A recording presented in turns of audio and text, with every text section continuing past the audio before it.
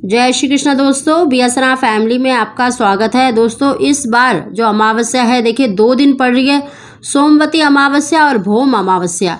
दोस्तों दोनों ही दिन का बहुत अधिक महत्व माना जाता है। सोमवार का दिन भगवान शंकर का माना जाता है और मंगलवार का दिन देखिए भगवान शंकर का ही रुद्र रूप माने जाते हैं हनुमान जी। तो दोनों ही दिन का बहुत अधिक महत्व है। इस उपाय को आप दोनों दिन में किसी भी दिन कर सकते हैं। इस अमावस्या का सबसे ही अधिक महत्व माना जाता है।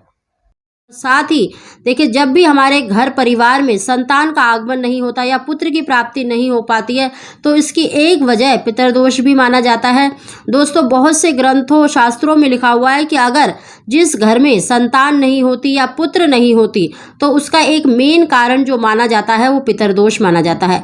दोस्तों कई बारी हमारी कुंडली में भी पितरदोष होता है, लेकिन कई बारी देखिए जाने अनजाने हमारे बड़े बुजुर्गों के द्वारा की गलतियों के कारण भी हमारे पितर हमसे रुष्ट हो जाते हैं, जिसके कारण हमारे परिवार में संतान का पुत्र का आगमन नहीं हो पाता है। और अमावस्या का दिन देखिए पितरों को प्रसन्न करने का दिन माना जाता है। कहा जाता है कि इस दिन अमावस्या के दिन अगर हम अपने पितरों का तर्पण करते हैं, अपने पितरों को प्रसन्न करते हैं तो शीघ्र ही हमारे घर में संतान का आगमन होता है। तो दोस्तों आज हम उसी की जानकारी दे रहे हैं कि सोमवती अमावस्या या भौम अमावस्या के दिन आपको कौन से उपाय करने चाहिए जिससे कि आपके पितर आपसे प्रसन्न हो और शीघ्र ही आपके घर में पुत्र संतान का आगमन हो। दोस्तों उसकी जानकारी देने से पहले अगर अभी तक आपने बीएसएनआर फैमिली चैनल को सब्सक्राइब नहीं किया तो सब्सक्राइब अवश्य ही कर लें। बगल में बेल आइकन को दबा दें जिससे मेरी आने वाली सभी वीडियो का नोटिफिकेशन सबसे पहले आप तक पहुंच सके।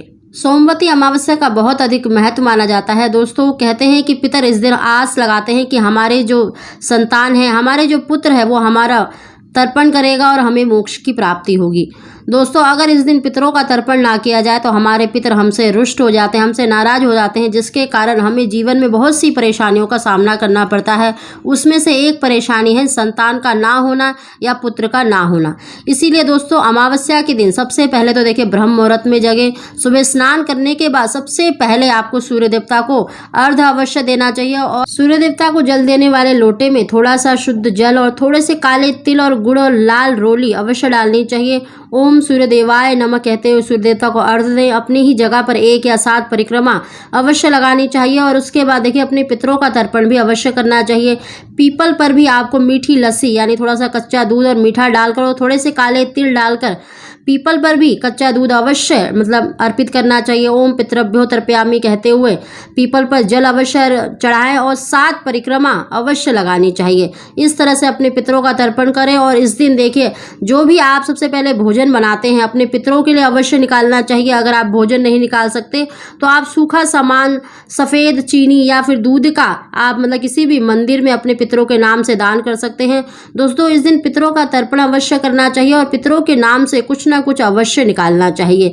इस तरह से अपने पितरों का तर्पण करें। और साथ ही देखिए सोमवती अमावस्या है तो इस दिन भगवान शंकर का दिन माना जाता है और सोमवार के दिन आपको शिवलिंग का अभिषेक अवश्य करना चाहिए। सोमवती अमावस्या के दिन देखिए भगवान शंकर का पूजन भी अवश्य करना चाहिए और भगवान शंकर के साथ शिव परिवार का पूजन भी अवश्य करना चाहिए। दोस्तों इस दिन शिवलिंग पर आप पंचामृत से या फिर शुद्ध जल में थोड़ा सा गंगा जल डालकर और थोड़े से काले तिल डालकर ओम नमः शिवाय कहते हुए शिवलिंग पर जल अवश्य चढ़ाएं। और साथ ही देखिए भगवान शंकर की पूजन सामग्री में आपको अक्षत अवश्य शामिल करने चाहिए, चंदन लगाने चाहिए। अगर बेल पत्र हो तो बेल पत्र भी अवश्य अर्पित करने चाहिए। साथ ही दोस्तों इस दिन आपको देखिए अगर सफ़ेद रंग का कनेर का फूल या फिर आपको मदार या आंकड़े का, जिसे आंकड़ा भी कहते हैं, का फूल मिल जाए तो अवश्य चढ़ाना चाहिए, क्योंकि इससे संतान प्राप्ति में आ रही रुकावटें दूर होती हैं और शीघ्र ही आपको संतान की प्राप्ति होती है।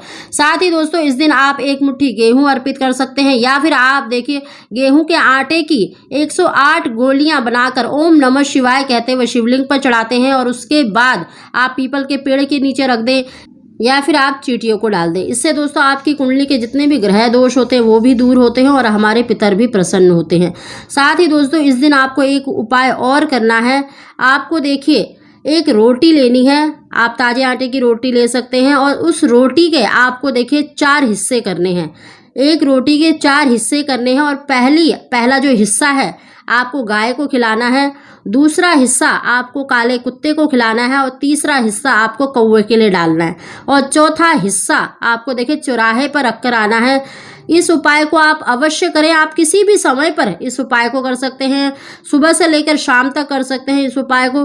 दोस्तों इस उपाय को करने से आपके जीवन में आ रही बाधाएं दूर होती हैं, आपके जीवन में जो भी रुकावट आ रही है संतान प्राप्ति के लिए, पुत्र प्राप्ति के लिए, तो वो भी दूर होती हैं। दोस्तों इस उपाय को आप हर अमावस्या के दिन कर सकते हैं या हर शनिवार के दिन कर सकते हैं। इससे आपके जितने ग्रह दोष होते हैं वो दूर होते हैं और जो भी आप कार्य कर रहे हैं उसमें बाधा उत्पन्न आ रही है संतान प्राप्ति में या पुत्र प्राप्ति में, तो वो दूर होती है। दोस्तों सोमवती अमावस्या और भौम अमावस्या है, और भौम अमावस्या देखिए 6:30 बजे तक ही है, तो आप सुबह सुबह कर सकते हैं अपने पितरों का तर्पण या कोई भी उपाय। तो हो सके तो आप सोमवती अमावस्या के दिन ही इन उपायों को करें, तो शीघ्र ही आपको संतान सुख की प्राप्ति होगी, पितरों का आशीर्वाद आपको अवश्य ही मिलेगा। दोस्तों इस दिन अपने पितरों का तर्पण अवश्य करना चाहिए, क्योंकि अगर आप जीवन में मतलब तरक्की चाहते हैं, संतान सुख चाहते हैं, तो पितरों का तर्पण अवश्य करना चाहिए, पितरों का आशीर्वाद अवश्य लेना चाहिए। उन्हीं के आशीर्वाद से ही आपकी हर मनोकामना पूरी होती है। इस दिन पीपल का पूजन अवश्य करना चाहिए, क्योंकि पीपल में पितरों का वास माना जाता है और इस दिन सभी देवी देवताओं का भी वास माना जाता है, इसीलिए आप पीपल का पूजन भी अवश्य करें। दोस्तों अगर आपको हमारी जानकारी वीडियो पसंद आई हो तो इसको लाइक अवश्य ही करें। आप सभी को जय श्री कृष्ण।